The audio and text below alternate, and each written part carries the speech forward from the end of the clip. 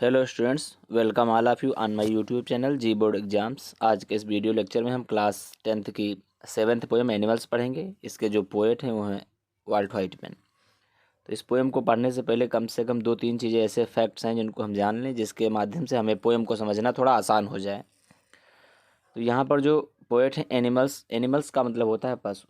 तो ये poet animals का मतलब यहाँ पर पशु होता है, तो पशु का मतलब हो गया कि वो जो पशुओं में ऐसे कौन से गुण हैं जिनको वो जन्मजात हैं और वो अभी तक बनाए हुए हैं, लेकिन मनुष्य ने क्या किया, सभ्यता के दौर में अपने आप को इतना एडवांस कर लिया कि वो जो ह्यूमन वैल्यूज़ हैं, मूलभूत जो गुण हैं, उनको उसने भुला दिया है। और उसके कारण से जो मनुष्यों का जीवन है बहुत ही जटिल हो गया है और उसको जीना और बहुत ही झूठा हो गया है जीवन, कह सकते हो आप।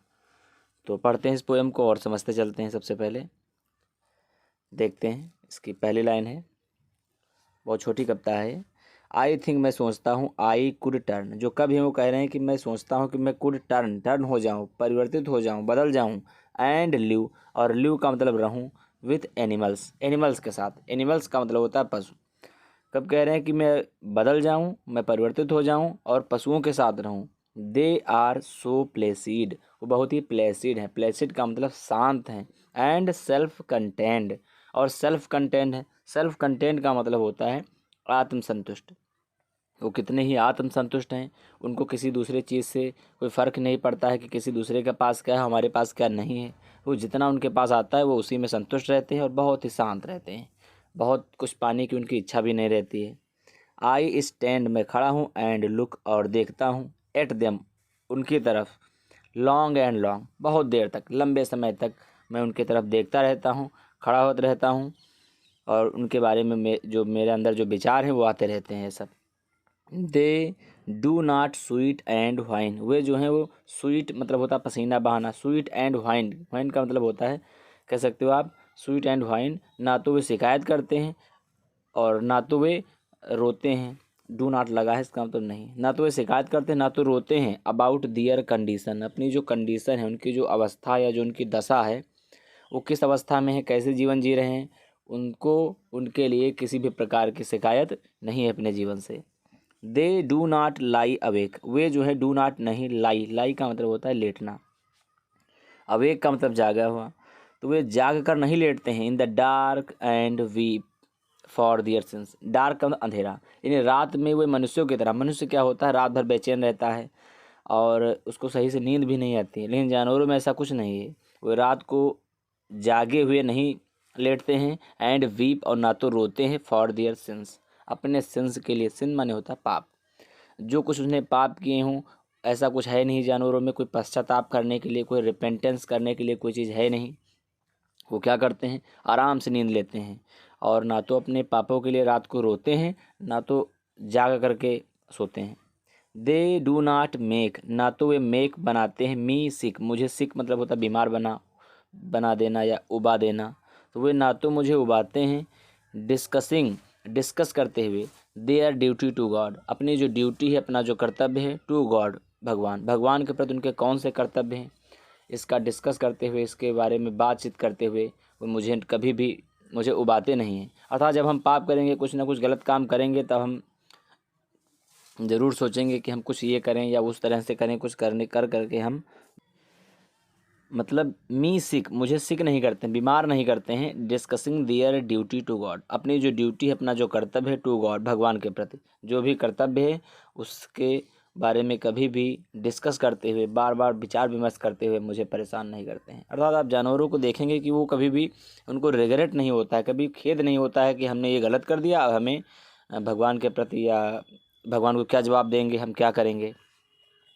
नॉट, ना ही, वन इज डिससेटिस्फाइड, ना तो कोई डिससेटिस्फाइड है, डिससेटिस्फाइड का मतलब हो गया असंतुष्ट, ना तो कोई डिससेटिस्फाइड है। नॉट वन इज डिमेंटेड, और ना तो कोई डिमेंटेड है, डिमेंटेड का मतलब होता है पागल है। विथ द मेनिया, मेनिया का मतलब होता है वही सनक, एक पागलपन का एक extreme. Of owing things, owing का मतलब होता है पा लेना, रख लेना, थिंग्स चीज़ों को, चीज़ों को जो पाने की एक पागलपन की एक चरम अवस्था होती है, जो सनक होती है, वो उनमें कभी नहीं होती। वो कभी नहीं चाहते हैं कि हमें ये चीज़ मिल जाए, मुझे ये मिल जाए। जैसा कि मनुष्य क्या होता है, चीज़ों को इकट्ठा करते करते एक दिन खुद अपने आप को इकट्ठा नहीं कर पाता, वो चला जाता है और चीज़ें यहीं रह जाती हैं। तो इस प्रकार से उनमें कभी भी पागलपन की कोई सनक नहीं होती है। आगे बढ़ते हैं।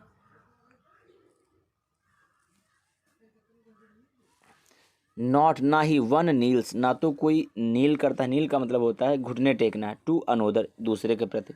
यानी एक जानवर कभी दूसरे जानवर के आगे कभी भी घुटने नहीं टेकता है, लेकिन मनुष्य में ये संभव है।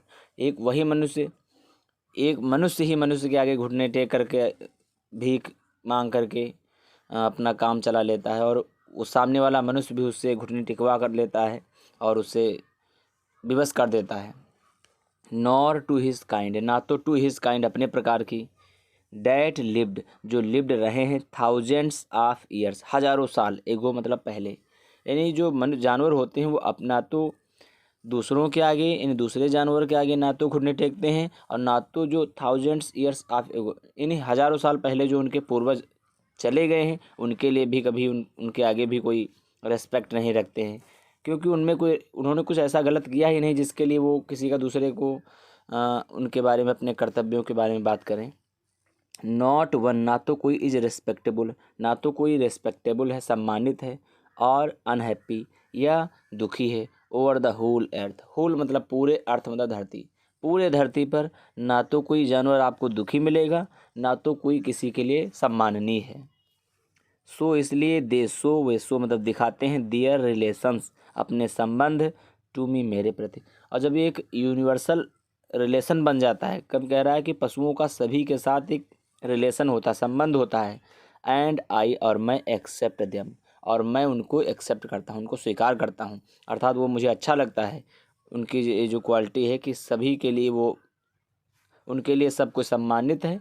और दे ब्रिंग, और वो लाते हैं, मी, मुझे, tokens of my self, my self मतलब स्वयं के, जो मेरे खुद के टोकन हैं। टोकन का मतलब हो गया जो जन्मजात, इनेट, यहाँ पर टोकन का मतलब हो गया इनेट क्वालिटीज़, यानी जन्मजात जो विशेषताएं हैं, पूर्वजों से जो मिली हुई चीज़ें हैं, हेरिडिटी के सेंस में, तो वो मुझे याद दिलाते हैं। दे इनवाइस, और वे इवेंस करते हैं, इवेंस का मतलब जताते हैं, देम प्लेनली, प्लेनली मतलब साफ साफ, इन दियर पजेशन, अपने पजेशन में, पजेशन का मतलब स्वामित्व में। ऐसा लग रहा है कि उनको देख करके लगता है कि उनमें ये सारी चीज़ें, इतनी सारी खूबियाँ साधारणतया प्लेनली उनके अंदर हैं, और हमको वो सारी चीज़ें वो जता रहे हैं, वो बता रहे हैं, फिर भी हम उनसे कुछ नहीं सीख रहे हैं।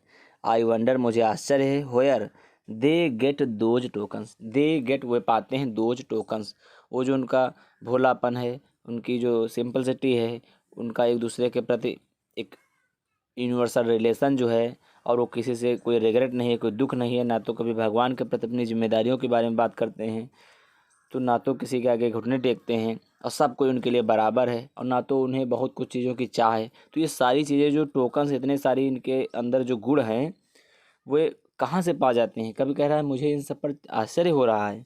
डिड आई पास, क्या मैंने पास कर दिया, क्या मैंने गुजार दिया। डैट वे, उस रास्ते को, क्या मैंने उस रास्ते को गुजार दिया, अर्थात उस रास्ते से मैं बहुत दूर निकल गया। ह्यूज टाइम्स, ह्यूज का मतलब विशाल, टाइम का मतलब समय, ह्यूज टाइम विशाल समय, यानी बहुत समय पहले मैं उन चीज़ों से, एगो, एगो का मतलब पहले, बहुत समय पहले उस रास्ते से क्या मैं गुजर चुका, अर्थात उन चीज़ों को मैं भुला चुका। एंड नेग्लिजेंटली, नेग्लिजेंटली मतलब होता है उपेक्षापूर्वक, ड्रॉप देम, उनको ड्रॉप कर दिया, ड्रॉप मतलब गिरा दिया। उन गुणों को आज के सभ्य मानव कहलाने के चक्कर में हमने क्या किया है, उन सारे गुणों को जो एक ह्यूमन बीइंग के लिए, मानव प्राणी के लिए बहुत आवश्यक चीज़ें हैं, जो होनी ही चाहिए, उन चीज़ों को भी हमने भुला दिया है। I hope you enjoy the session. So thank you so much, please do like, share and subscribe this channel. Thank you.